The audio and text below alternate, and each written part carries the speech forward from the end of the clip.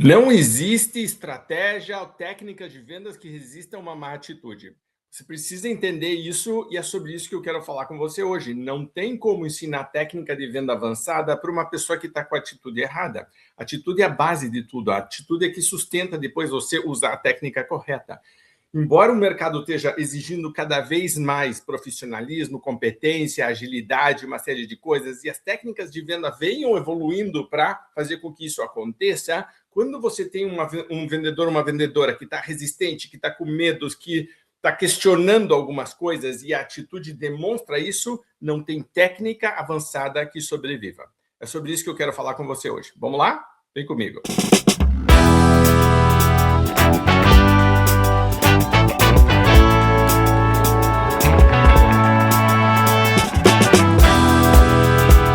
Olá, campeão, olá, campeã! Prazer estar aqui com você, Raul Candeloro. Hoje eu quero falar aqui no QuantumCast sobre uma coisa que tem me incomodado muito, principalmente para quem é da área de vendas. Outro dia eu estava fazendo um timeline, que é uma linha do tempo, sobre técnicas de vendas e como elas vieram avançando. Então é muito interessante de você notar que a sociedade vai avançando, vão mudando as exigências de compradores, as prioridades, né, a forma dos clientes e compradores trabalharem, e você vê que vendas vai se adaptando, então vai evoluindo, vai construindo passo a passo. Quando você pega uma venda consultiva premium, então pega, por exemplo, o SPIN, que é uma grande referência para todo mundo, né? O Neil Rackham, que é um psicólogo, quando desenvolveu, foi contratado para entender por que alguns vendedores, que eram corretores de seguros, vendiam mais do que outros. Descobriu que eles faziam mais perguntas do que realmente falavam, eles faziam muito mais perguntas do que a média dos outros corretores, mas essas perguntas tinham um formato e uma sequência específica, né? O S, o P, o I e o N. E aí, então você vai notar que, se você voltar, o SPIN não está flutuando no meio do universo, ele não surgiu do nada, já existiam técnicas de venda consultiva anteriores, que eram mais simples, e depois veio o SPIN, depois, por exemplo, vem Challenger Sales, então agora você tem uma venda desafiadora. Quem escreve o prefácio da venda desafiadora é o Neil Rackham, dizendo essa aqui é a próxima etapa. Então você vê que tem uma construção, uma sequência. Você vê também um aprimoramento do processo comercial como um todo. Quando você desenha, né, as tarefas ou atividades de um vendedor, você vai notar que a gente trabalha com os passos da venda na Venda Mais. Então tem os 8 passos da venda: planejamento, prospecção, abordagem, levantamento de oportunidades, né, a proposta de valor, a negociação, o fechamento e o pós-venda. Você vai trabalhando nessa sequência e você vai notar que algumas empresas começaram a dizer: espera aí, o planejamento do vendedor poderia ser trabalhado de maneira diferente, poderia ter alguma ferramenta utilizando. Eu posso começar a ajudar o vendedor a fazer isso, então não é só o vendedor agora sozinho fazendo isso, agora tem ferramentas. Eu posso começar a ajudar o vendedor a desenhar melhor uma rota, por exemplo, quando tem visita externa. Eu posso desenhar uma sequência de contatos, eu posso desenhar um mix perfeito, uma sequência cronológica de visitas, né? Quando que eu tenho que visitar esse cliente, quando que eu ligo, quando que eu mando e-mail, eu posso começar a dar recomendações para a melhor forma de atuar com este cliente, o histórico de compra deles. Quer dizer, eu começo a olhar essa parte de planejamento e dizer: eu posso trabalhar aqui. Eu tenho a parte de prospecção. Se você já viu alguns modelos novos sendo trabalhados, você vai ter uma figura nova, que é o SDR, que é o BDR, né? Que é o Sales Development, ou Business Development, que você tem uma pessoa cuja única função é prospectar, tentar marcar uma reunião, tentar marcar um contato, tentar fazer com que alguém diga: eu tenho interesse. E aí conecta com uma pessoa dentro da equipe de vendas, que aí sim, né, vai geralmente fazer uma venda consultiva, um levantamento de oportunidades, mas trabalham em dupla. Mas você separou funções. Você tem pós-venda no final, que muitos lugares já não é o vendedor que está fazendo.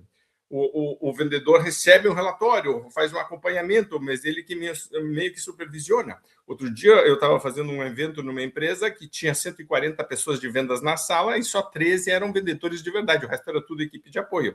E os vendedores dessa empresa específica, altamente venda consultiva, assim, super premium, e eles trabalham com key accounts, e aí então você vê que eles estavam coordenando os vendedores todo o processo, porque eles entenderam que o vendedor em si não precisa saber tudo, fazer tudo, precisa saber quem sabe, precisa acessar quem pode fazer, quem pode ajudar. E tem vários estudos mostrando que quando mais de uma pessoa atende um cliente, maior a probabilidade desse cliente permanecer com a gente há bastante tempo. Então, você não tem mais aquela figura do super-herói, da super-heroína. Você tem alguém que sabe coordenar muito bem. A capacidade foi de ser super-herói para ser quase que um grande maestro.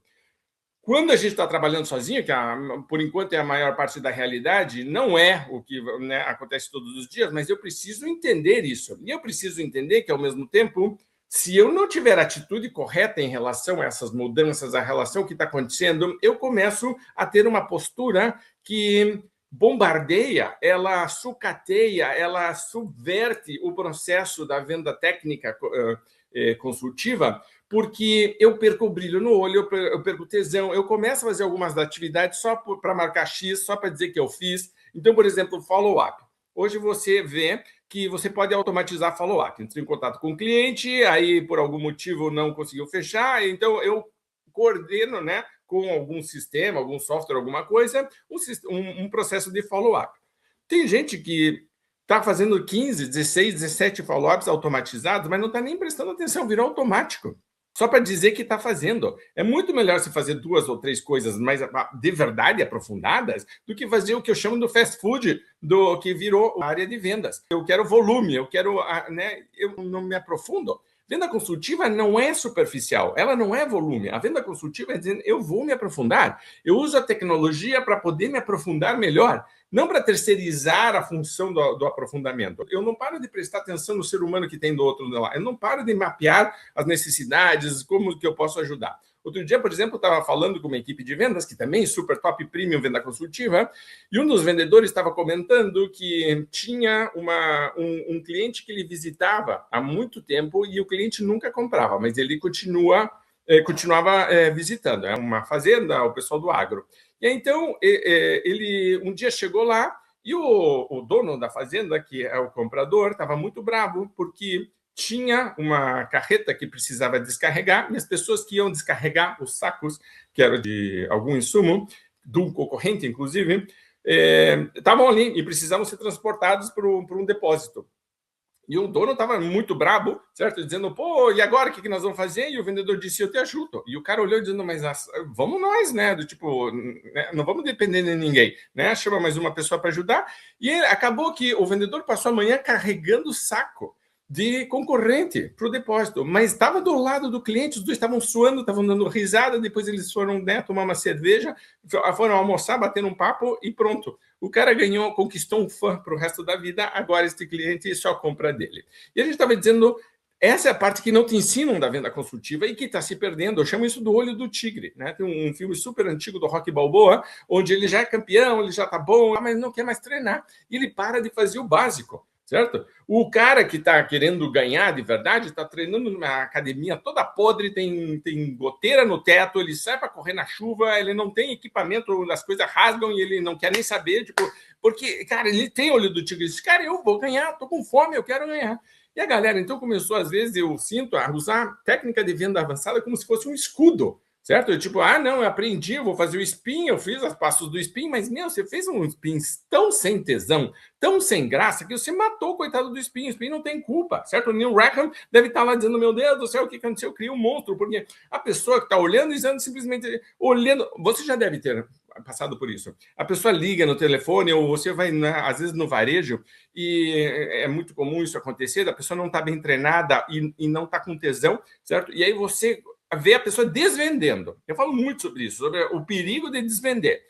O desvender é proativo, né, porque não é uma coisa passiva. O vendedor está claramente estragando uma oportunidade.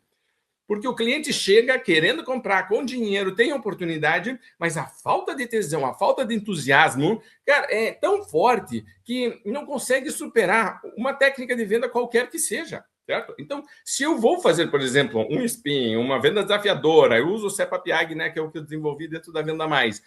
Você precisa ter a pessoa com brilho no olho. Então, não adianta pegar técnicas de venda avançada e ensinar, certo? Tipo, eu preciso voltar um passo atrás e dizer, tá com tesão? Quer fazer? Quando a gente fala de mindset fixo e mindset incremental, por exemplo, vamos trazer um conceito interessante da psicologia, você já deve ter visto, está super batido, mas aqui ele cabe perfeitamente. A pessoa que vai aprender uma técnica nova, quando ela tem um mindset fixo, ela começa a brigar com a técnica nova. Então você tem um problema, porque dentro da cabeça dela, ela está dizendo: eu gostava da outra, eu gostava do jeito que eu estou fazendo. Mas os teus resultados não são tão bons, o mercado mudou, os clientes estão pedindo coisa diferente. Mas não interessa, eu me sinto bem fazendo a outra, mesmo que os resultados não sejam tão bons. Aquela história de quem mexeu no meu queijo, né? Os 2 ratinhos que vão lá, um dia não tem mais queijo. A técnica é a mesma coisa. As técnicas de venda não vão evoluindo só por modismo. Tem muito modismo, e eu depois posso me aprofundar um pouco sobre isso, porque tem muita coisa que se você olhar e dizer, cara, isso aí claramente não adianta, vai detonar a tua base de clientes, vai cansar todo mundo, vai encher o saco, e daqui a pouco você vai ter que mudar tudo, porque você fez aquela, né, terra arrasada, né, do tipo, você chegou queimando tudo, teve resultado de curto prazo. Tem muito o consultor, influencer que está vendendo isso hoje em dia. É um perigo, é um perigo. Então, esses modismos. Tem muita coisa que está realmente mudando, mas a gente precisa dar um passo atrás dizendo de verdade o que fica, o que precisa. E uma das coisas que você vai notar é que os clientes estão cada vez mais confusos na hora de comprar. Essa história de que tem muitas opções, isso é bom para o cliente, é bom até um certo ponto. Você não quer ficar, né, refém de um monopólio. Eu quero opções. Mas se eu tenho muitas opções e eu estou apurado, porque eu tenho muitas outras coisas acontecendo na minha vida, eu estou pressionado para tomar uma boa decisão, eu não sei qual que é a melhor decisão, essa parte de curadoria de informação e de recomendação de melhor solução, te coloca numa posição fantástica, mas você tem que estar com tesão de fazer isso. Você já foi, por exemplo, no médico e o médico estava morrendo? Às vezes, tipo, você era um número, você é o paciente da 1h30, você não sabe nem teu nome, teu histórico, a pessoa... Desculpe o termo, tá? Desculpe, eu já peço perdão, mas eu chamo isso da síndrome da puta velha. Desculpe o termo, mas você vai entender exatamente o que eu estou falando. Já viu tudo, já fizeram tudo, já fez de tudo, já não sei o que, papá, não tem mais nada, perdeu o brilho no olho. A pessoa está simplesmente ali, ela vai passando, né? Então, é uma síndrome de zumbis. Tipo, você olha em volta e está todo mundo mais ou menos, né? É mais ou menos com uma técnica super avançada. Você está um chat GPT, por exemplo, um Cloud, um Gemini, seja lá qual for a ferramenta, para uma pessoa zumbi, vai virar um zumbi também. Vai dizer depois, não funciona, mais ou menos. Meu amigo, é porque você não sabe usar. Tipo, não tem como. Eu pego uma receita de bolo e dou para uma pessoa que está com tesão de fazer um bolo, pode ser que não saia melhor. Ela pode até, né, às vezes, fazer uma coisa ou outra, mas vai sair um bolo que eu chamo de bolo com amor. Tá? Ela foi e fez, né? Ela, tipo, você vê que tem emoção, tem, né, tem uma vontade de crescer ali. E você dá uma receita, a mesma, igualzinho, os mesmos ingredientes, tudo para uma pessoa que está sem tesão, joga ali, vai não sei o quê, ficou 5, 10 minutos no forno, tanto faz, passou no forno, tipo, tanto faz. Eu fiz, olha aqui, estava escrito que era para colocar meio quilo e 2 ovos, eu coloquei meio quilo e 2 ovos. Não é verdade. A forma como você coloca claramente influencia o resultado final. E note que é um ciclo vicioso que a gente tem que ter muito cuidado, porque se eu começo sem tesão, mesmo com a técnica correta, e aí tem o resultado ruim, a minha atitude não melhora, concorda? E eu crio um ciclo vicioso agora, porque a minha atitude olha e diz, tá vendo? Eu falei que não ia dar certo, eu sabia que ia dar negativo, eu sabia que isso aqui não funciona. E a pessoa não se questiona, ela começa a questionar a técnica, começa a questionar o mercado, porque os concorrentes, porque os clientes não chegam, e aí você tem uma salada imensa. A gente tem que dizer, volta, certo? Volta. Então, eu gosto muito, né? Você vai me ver sempre nos meus trabalhos reforçando isso, estoico, certo? Uma visão estoica. Sobre o que eu tenho controle? Eu tenho controle sobre o que eu penso, sobre o que eu falo, sobre o que eu faço. Então, eu tenho que parar para olhar dizendo qual é o meu papel nisso aqui, como que eu posso melhorar. E então, eu queria comentar algumas coisas rapidamente com você. Primeiro, eu tenho notado que atividade é um esconderijo incrível para todo mundo. Chama de esconderijo porque a pessoa se esconde atrás das atividades. Você olha a lista de tarefas da pessoa, ela tem 1 milhão de coisas para fazer. De verdade, o que está agregando valor, pouquíssimo.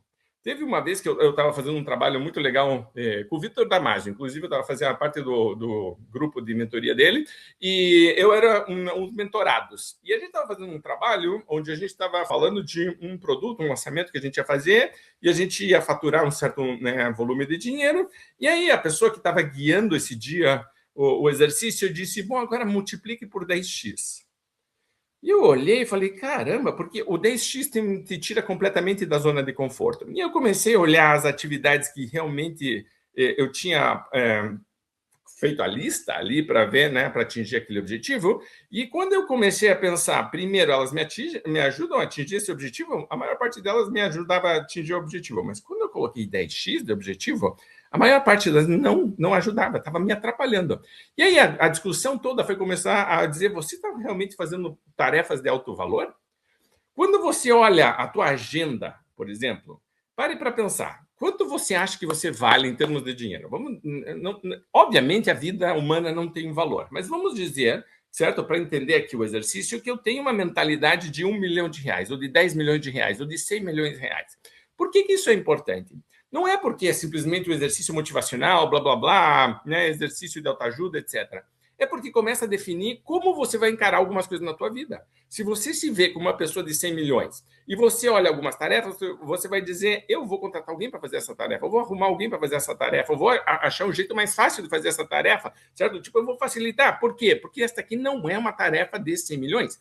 Note que a definição de valor do que eu quero de como objetivo, onde eu me vejo, começa a definir o que eu vou fazer. Ah, Raul, eu não posso escolher, mas você pode influenciar muita coisa. E você começa a pensar de um jeito completamente diferente.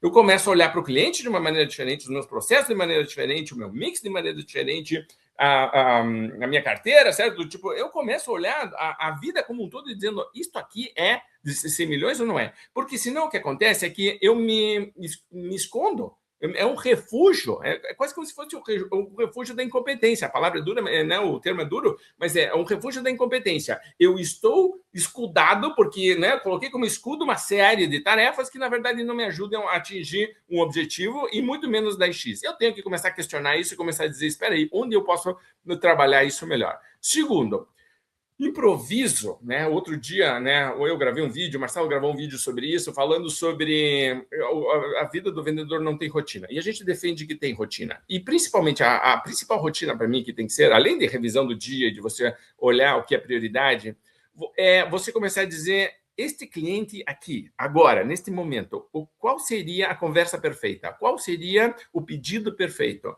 Eu começo a antecipar e eu começo a trabalhar para que algo aconteça. Eu não chego lá querendo improvisar. A pessoa que está improvisando está basicamente dizendo eu terceirizo a responsabilidade do meu sucesso e, principalmente, não vou ter escala. Todas as horas vai ser uma coisa diferente. O improviso surge quando o planejamento não dá certo. Ele é importante, é óbvio que eu vou, mas ele não é o principal. Ele é secundário, ele não é o personagem principal. Ele aparece como coadjuvante quando o principal não conseguiu fazer alguma coisa. Então, pare de improvisar.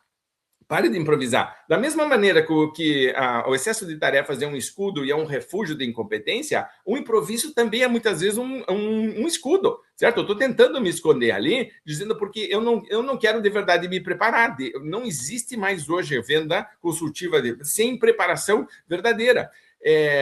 No Camp Nou, que é o estádio do Barcelona, tem no vestiário uma frase que eu tirei uma foto que eu acho muito legal. E depois eu comprei a camiseta de treino para uns amigos meus, e não a principal, eu comprei a de treino, porque está escrito ali, o jogo se ganha antes de entrar no campo.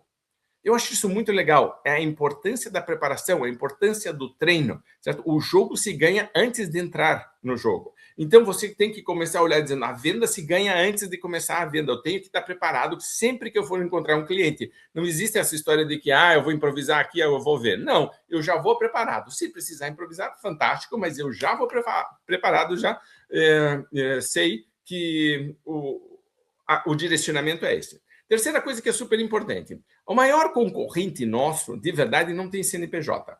A maior parte dos vendedores está muito preocupado com a concorrência. Se o cliente vai comprar de mim ou se vai comprar do outro.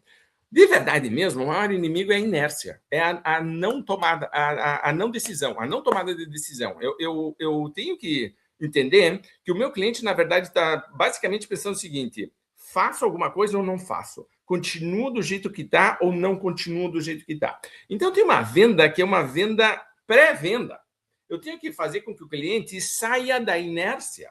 A confiança em mim como ser humano, como pessoa, como vendedor, como profissional, atendendo essa pessoa, como recomendador de soluções, é a primeira venda que você tem que fazer.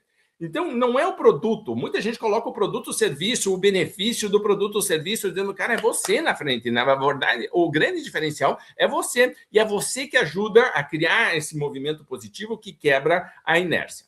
Quarta coisa que eu queria falar com você. Não existe venda consultiva e não existe quebrar a inércia, principalmente, sem perguntas duras, sem perguntas fortes. O cliente hoje, na verdade, está olhando para você e está pensando por que não comprar. Isso é outra coisa que você tem que entender. A não compra, a inércia, lembre, é a mais forte. Então, ele não está procurando justificativas para comprar. Quem está procurando justificativas para ele comprar é você. Ele está pensando por que ele não vai comprar. Ele está pensando, eu tenho esse dinheiro aqui, será que eu deveria usar? Será que não tem outras coisas para fazer? Será que eu não tenho melhor? Será que eu não tenho mais barato? São muitas perguntas. Então, esse processo, primeiro da construção da confiança, mas agora o questionamento é super importante. O vendedor ou a vendedora que consegue fazer a venda consultiva premium corretamente está questionando o cliente de um jeito que ele para pensar de uma maneira diferente. E você pega o foco dele e você está fazendo assim, do tipo, ó, você está olhando para cá, na verdade você deveria estar olhando para cá. E ele tem aquele momento de errar e olha para você e diz, cara, não tinha pensado nisso. Quando você consegue esse momento de errar, quando você consegue esse aprofundamento, você claramente criou uma posição muito privilegiada na cabeça do cliente. Agora ele confia em você. Não é uma conversa simples, não é uma conversa fácil. A maior parte dos vendedores tem medo de atravessar, tem medo de fazer um questionamento, tem medo de dizer, talvez eu esteja sendo incômodo, talvez eu esteja perdendo a venda. Quando a intenção por trás não é vender, mas é sim fazer com que a pessoa tenha um insight, tenha uma ideia diferente, entenda algo diferente e te perceba de maneira diferente, tá? Eu sempre dou um exemplo, né? Imagina que você chega no médico e o médico te diz, Raul, como é que você está? Eu digo, doutor, estou meio ruim, estou meio cansado, muita dor de cabeça. Ele anota, cansado, dor de cabeça. Raul, por que você acha que isso está acontecendo? Olha, muito trabalho, estou viajando muito. E, Raul, quando você tem essa dor de cabeça, cansado, o que você faz? Eu geralmente tomo uma aspirina, alguma coisa assim. Ele diz, toma aspirina. Então, e aí eu fico olhando para o doutor e diz, olha, Raul, o negócio é o seguinte, fiz aqui minha anamnese aqui, fiz todo o processo, você está com muita dor de cabeça, você está cansado, você está viajando muito, vou te recomendar uma aspirina. Aí você fica olhando dizendo, pô, mas que médico é esse, né? Que médico, ele não me atendeu nada, ele só repetiu o que eu falei para ele. Tem muito vendedor que está fazendo exatamente isso. Não tem nenhum questionamento, não tem para parar para dizer, não, espera aí, vamos olhar de um jeito diferente, vamos fazer uma coisa diferente, vamos realmente olhar. E de novo, não estou vendendo nada, eu estou fazendo com que a pessoa pense diferente. Se você quer realmente construir confiança, a confiança se constrói não pelo que você fala, mas pelas perguntas que você faz. Pare para pensar nisso. É muito mais importante do que o que você fala. Então, lembre, né? Você não consegue mudar a forma de pensar, uma forma de decisão, se você não mudar as suas perguntas, tá? Quinto, a gente sempre fala sobre isso, tá? Mas o desconto como muleta, tá? O desconto faz parte do jogo, mas não pode ser o jogo, tá? Então, a questão toda é eu construir valor. O cliente entendeu, percebeu alguma coisa. Eu vou trabalhar desconto porque é cultural brasileiro. Todo mundo vai pedir desconto e eu sempre vou querer comprar o melhor pagando menos. Então, é natural que isso aconteça. Mas eu preciso ter um ferramental que permita que, primeiro, antes de chegar no desconto, eu já tenho feito toda uma questão. Eu tenho que ter uma sequência de coisas que eu posso falar. O que vai acontecer se ele não comprar? Os benefícios que ele vai ter? Eu vou trazer a conversa de novo para valor. Se eu pulei etapas, eu não tenho argumentação aqui. Se eu não tenho a metodologia correta e principalmente a atitude, eu tenho que ter uma atitude de dizer, cara, o que eu estou cobrando é justo, o que eu estou cobrando é correto, você vai se beneficiar muito. Porque tem vendedor que você chega para uma equipe de vendas e diz mais ou menos assim, gente, vocês podem no máximo dar 10% de desconto. Aí você pergunta assim, qual que é a média de desconto dado pelo time? 10%. Todo mundo, né? E tem um campeão que ainda conseguiu dar 11% ou 12%, né? Tipo um herói. Como que ele conseguiu isso? Porque ele deu os 10% e o gerente ainda liberou mais 2%. Por que isso aconteceu? Porque já tem uma cultura de que... E veja que a atitude, de novo, não é a técnica que está errada, é a atitude que está errada. Por que eu já dei os 10%? Por que eu não dei 1,28, certo? Por que eu não dei 2,32? Por que eu não tentei fazer uma negociação diferente? De novo, é questão de atitude, tá? Outra coisa, a construção da confiança se faz tijolo por tijolo, passo por passo. Se eu digo que eu vou fazer uma coisa básica e simples e eu não faço, eu posso pensar, isso aqui é simples, isso aqui é uma coisa pequena, ninguém vai notar, o cliente não vai perceber, vai. Certo? Então, por exemplo, quando você é pontual, quando você fala que vai fazer uma coisa, quando você fala que vai mandar alguma coisa, quando você faz uma promessa, cumpre esta promessa, você começa a construir tijolinho por tijolinho, uma coisa que é muito importante. Tem uma frase que eu gosto muito que diz, né, que a tua reputação se constrói em anos, leva anos para ser construída e se perde em segundos. Então, um pequeno desvio. O tempo inteiro a gente está podendo criar oportunidades de mostrar que somos diferentes. Se tem uma grande lição nesse vídeo, para mim, é isso. Não seja commodity, não seja igual aos outros, não caia numa mesmice. Então, tá todo mundo fazendo. Não, você não é todo mundo, você é diferente, você tem orgulho de ser quem você é, do que você representa, e você quer ser percebido como diferente. Então, lembre que a construção da confiança, todos os detalhes, tudo pequeno, e lembre, certo, que você constrói ou não. Não existe meio termo. Tudo que você está fazendo, tudo que você faz, tudo que você fala, constrói ou não constrói. Pare para pensar nisso. É um exercício que eu gosto muito de fazer com equipes. 10 coisas que nos ajudam a construir confiança. Ok, quando que o cliente não confia na gente? Como que a gente pode eliminar isso? Você inverte o processo, tá? Outra coisa, lidar com a ansiedade. Está cada vez mais comum, certo? Os vendedores reclamarem de ansiedade. E eu percebo isso porque ciclos de venda ficaram mais longos, então está demorando mais para fechar vendas. Tem mais gente envolvida, tem mais opiniões, o processo ficou mais complexo. Antes era mais comum a gente ter vendas mais fáceis acontecendo, com volumes maiores. Elas ainda acontecem, infelizmente, mas são raras, certo? E você nota que hoje você está tendo que fazer mais força para basicamente ficar no mesmo lugar ou ter os mesmos resultados que você tinha antes. Às vezes você consegue fazer um impulso, mas você nota que está fazendo muita força. Isso vai trazendo ansiedade. A ansiedade tem uma parte boa, porque ela nos deixa alertas, né? Mas quando ela é negativa, ela começa uma vozinha nossa a boicotar coisas importantes a serem feitas. Porque eu começo a procurar atalhos, eu começo a procurar acelerar um ciclo que, na verdade, não deveria estar sendo acelerado. Eu deveria dar calma para algumas coisas, eu deveria me aprofundar algumas coisas. E aí, de novo, volto lá no primeiro ponto, eu começo a me refugiar atrás do excesso de tarefas. Eu começo a dizer, eu preciso fazer alguma coisa, eu preciso fazer alguma coisa. Não interessa se a coisa que você está fazendo é estratégica, se é inteligente, se realmente agrega valor. Simplesmente preciso fazer alguma coisa, preciso marcar X, fiz alguma coisa. Deus me livre eu ficar aqui 5, 10, 15, meia hora pensando sobre como fazer melhor. Não, eu vou fazer melhor. Então, e você vê isso nas mensagens de WhatsApp, tá todo mundo fazendo isso, né? Ou nos próprios e-mails. Meus filhos, quando começam a me mandar mensagem, eles mandam quebrado. A minha esposa e eu, a gente brinca que eu, quando mando uma mensagem para os meus filhos, eu mando um texto um pouquinho mais longo. Deus me livre. Eles mandam palavras quebradas, eles vão montando, eles vão, né, tipo, enter, enter, enter, e aí vai, pup, pup, pup, o celular vai apitando, eu já sei que é um filho meu, mas é a geração toda, o mundo todo foi para esse lado. A gente que está em vendas tem que dizer volta, volta, volta, volta. Eu posso até entender esse fluxo do meu cliente e posso até entrar nesse fluxo porque eu estou espelhando o cliente, ok, né? Técnica de neurolinguística, eu espelho o cliente, ele está nessa velocidade, eu faço isso também, mas não pode ser a minha. Porque senão daqui a pouco eu não estou dormindo, não estou comendo, não estou fazendo nada, principalmente tudo. Eu estou ficando superficial igual todo mundo. Hoje, se está todo mundo rápido e superficial, você tem que parar para pensar como que eu posso ser rápido e profundo. Aí que está a grande pergunta, ok? Se você conseguir fazer isso, você começa a ter grandes oportunidades de dizer eu sou diferente, eu provoco uma reação diferente no cliente, o cliente me percebe de maneira diferente, meus resultados são diferentes. Para terminar, uma coisa que é super importante, entender não e objeção como grande oportunidade. Quando eu não vendo, ou quando eu não consigo fechar um negócio, ou quando eu não tenho uma resposta, como eu estou lidando com isto? A questão é a seguinte, se eu pego coisas que são negativas e deixo que elas me contaminem negativamente, eu perdi uma grande oportunidade de aprendizado, eu começo a estar negativamente contaminado também, isso começa a afetar o que eu falo, o que eu penso, o que eu, como eu me sinto, e eu entro num ciclo que é muito negativo. Eu tenho falado muito de reciclagem emocional. Reciclagem emocional é a ideia do conceito de reciclar lixo, basicamente. Dentro do lixo tem coisas que são muito importantes. Quando eu começo a ser bombardeado por coisas negativas pelo mundo, eu consegui desenvolver uma certa forma de filtrar que me diga isso aqui não serve, isso aqui é ruído, isso aqui é importante, isso aqui é uma pepita, isso aqui é ouro, isso aqui é valioso, diamante, isso aqui eu posso utilizar. Essa reciclagem acho que é uma das coisas mais importantes que tem hoje em dia. A gente está sendo bombardeado por uma série de coisas, informação e tudo, mas a maior parte delas é negativa. Então eu tenho que aprender a olhar e dizer isso aqui é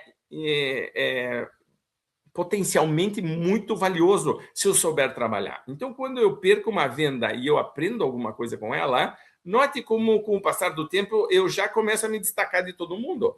Antes de mais nada, eu sou melhor do que eu era ontem, porque eu estou melhorando. Eu vou perguntar por que eu perdi essa venda. Note que tem uma postura proativa também. Eu não fico passivamente dizendo, eu perdi a venda, que pena. Meu Deus, a vida está realmente duro. Dizendo, não, cara. Por que eu perdi a venda? Eu vou questionar. A venda desafiadora tem uma não venda desafiadora também. Se eu perdi essa venda, por que é que eu perdi? Posso voltar daqui a 6 meses? Posso voltar daqui a 1 ano? Posso voltar daqui a 2 semanas? Tipo, o que é que aconteceu? Eu estou no jogo ainda. E note de novo o olho do tigre. Note de novo a posição, a postura, né, de olho, de dizendo, eu quero te atender, eu quero te ajudar. Agora não é o momento? Tá bom, ok, aceito isso agora. Mas daqui a eu continuo querendo te vender. Não é uma postura derrotada, derrotista, de que dizendo, eu aceito passivamente, né, as forças do universo negativas e paciência, não vou fazer com isso. Eu digo, não.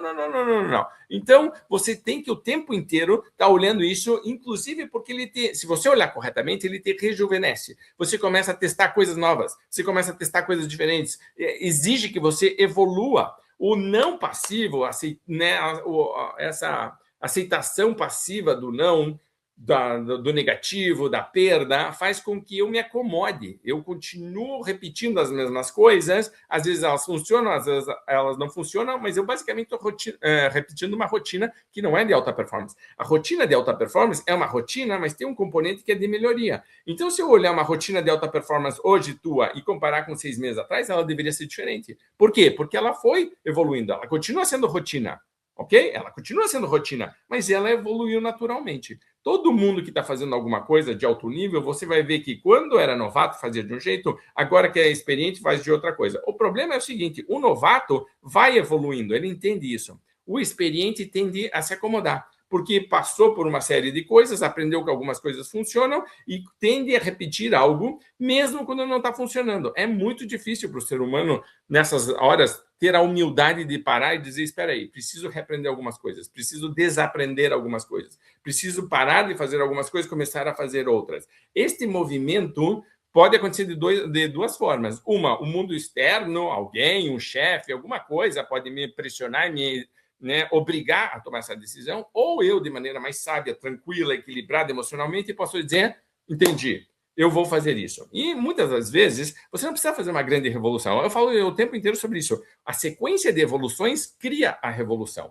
Se você pegar pequenas coisas e for melhorando, você vai ter um resultado excepcional. Eu tenho uma palestra minha onde eu mostro um gráfico do que acontece se você melhora 1%. Esses 1% vão se acumulando. E se você olhar e dizer 1%, isso aí não é nada, é quando acumula. Certo? Então, você começa a ter uma curva, tá? É uma progressão geométrica exponencial, não é uma linha reta, 1%. É 1% sobre, né, o que vai somando, daqui a pouco você está fazendo um resultado excelente.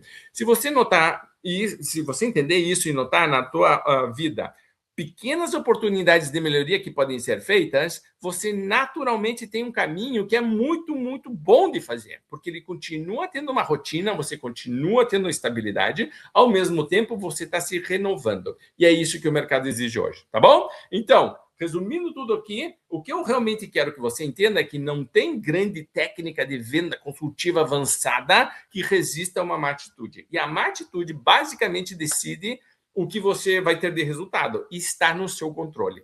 Lembre, o que você pensa, o que você fala, o que você faz, se estiverem todos alinhados, procurando uma melhoria, primeiro em você e depois nos seus resultados, porque o objetivo final é atender melhor os clientes, mas a gente aqui faz isso, você vai ter sempre resultados melhores, tá bom? Lembrando sempre, esse é o meu jeito de falar, esse é o meu jeito de ensinar, esse é o meu jeito de trabalhar com equipes de vendas. Se você quer uma palestra, alguma coisa ligada a isso, entre em contato, vai ser um prazer trabalhar com você e com a tua empresa assuntos de alta performance em vendas. Até lá, grande abraço, super obrigado, espero que você tenha gostado, curta, comente e compartilhe, e é o tipo da coisa que você pode assistir em grupo com outras pessoas, compartilhar e debater depois de verdade o que a gente está fazendo, o que a gente não está fazendo, como que a gente pode melhorar. Em grupo sempre é muito mais gostoso, tá bom? Tchau, obrigado, boas vendas.